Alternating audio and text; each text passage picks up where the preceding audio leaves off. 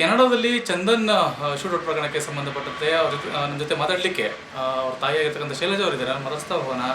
ಅಮ್ಮ, ನಿಮ್ಮ ಮಗ ವಿದೇಶದಲ್ಲಿ ಕೂಡ ಕನ್ನಡ ಕೀರ್ತಿ ಪತಾಕೆನ ಆರಿಸಿದ್ರು. ಇವತ್ತು ಅವ್ರನ್ನ ಕಳ್ಕೊಂಡಿದ್ದೀರಿ, ಏನು ಹೇಳ್ತೀರಮ್ಮ?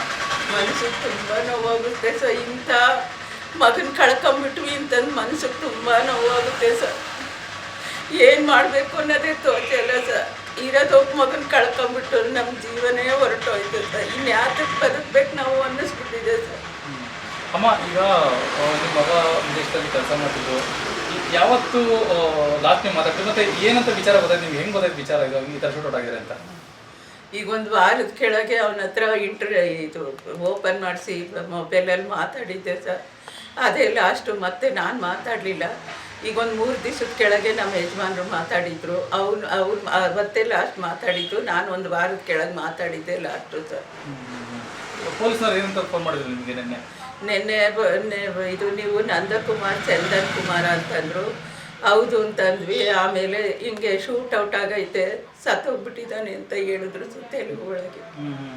ಇಂಗ್ಲೀಷಲ್ಲೆಲ್ಲ ಹೇಳ್ತಾ ಇದ್ರು. ಮೊದಲು ಫೋನ್ ಮಾಡಿದ್ರು, ಇಂಟರ್ನ್ಯಾಷನಲ್ ಕಾಲ್ ಅಂತ ಬಂತು ಸರ್. ಆವಾಗ ಇಂಗ್ಲೀಷ್ ಬರಲ್ಲ ಅಂತ ನಮ್ಮ ಯಜಮಾನ್ರು ಮಾತಾಡಬೇಕೋ ಬೇಡೋ ಅಂತ ಭಯ ಆಗೋಯ್ತು ಅವ್ರಿಗೆ. ಆವಾಗ ಏನು ಮಾಡಿದ್ರು ಅಂದರೆ ನಮ್ಮ ಮಗನಿಗೆ ಫೋನ್ ಮಾಡಿದ್ರು. ಹಿಂಗೆ ಫೋನ್ ಬರ್ತೈತೆ, ಮಾತಾಡಬೇಕೋ ಬೇಡೋ ಅಂತ ಕೇಳೋದಕ್ಕೆ ಇದು ಮಾಡಿದ್ರು ಸರ್. ರಿಂಗ್ ಆಗ್ತಿತ್ತು ಅಷ್ಟೇ, ತೆಗಿತಿರ್ಲಿಲ್ಲ. ಅವನು ಅಷ್ಟೊತ್ತು ಡೆತ್ ಆಗಿಬಿಟ್ಟಿದ್ನಲ್ಲ ಸರ್, ಅದಕ್ಕೆ ತೆಗಿಲಿಲ್ಲ. ಆಮೇಲೆ ಸ್ವಲ್ಪ ಹೊತ್ತು ಆದಮೇಲೆ ಮತ್ತೆ ಯಾರೋ ತೆಲುಗು ಮತ್ತೆ ಫೋನ್ ಮಾಡಿ ಹಿಂಗೆ ಈ ಥರ ಚಂದನ್ನು ನಂದಕುಮಾರ ಅಂತ ಅಂದರು. ಅಂತ ಅಂದ್ವಿ. ಆವಾಗ ಅವರು ತೆಲುಗು ಒಳಗೆ ಹೇಳಿದ್ರು ಸರ್, ಹಿಂಗೆ ಶೂಟೌಟ್ ಆಗಿದೆ, ಡೆತ್ ಆಗಿಬಿಟ್ಟಿದ್ದಾನೆ ಅಂತ ಅಂದ್ಬಿಟ್ಟು. ಮಗನ ಕಳ್ಕೊಂಬಿಟ್ವಿ ಅಂತಂದು ಮನಸ್ಸಿಗೆ ತುಂಬ ನೋವಾಗುತ್ತೆ ಸರ್. ಏನು ಮಾಡಬೇಕು ಅನ್ನೋದೇ ತೋಚಲ್ಲ ಸರ್. ಇರೋದೊಬ್ಬ ಮಗನ ಕಳ್ಕೊಂಬಿಟ್ಟು ನಮ್ಮ ಜೀವನೇ ಹೊರಟೋಯ್ತು ಸರ್. ಇನ್ಯಾತಕ್ಕೆ ಬದುಕಬೇಕು ನಾವು ಅನ್ನಿಸ್ಬಿಟ್ಟಿದೆ ಸರ್.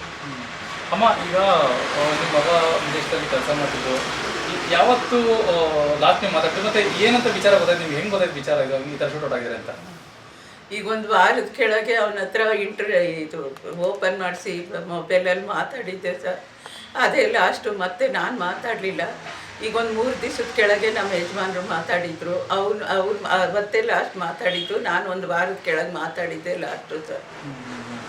ಪೊಲೀಸ್ನವ್ರು ಏನಂತ ಫೋನ್ ಮಾಡಿದ್ರು ನಿಮಗೆ ನೆನ್ನೆ ಇದು ನೀವು ನಂದಕುಮಾರ್ ಚಂದನ್ ಕುಮಾರ ಅಂತಂದರು.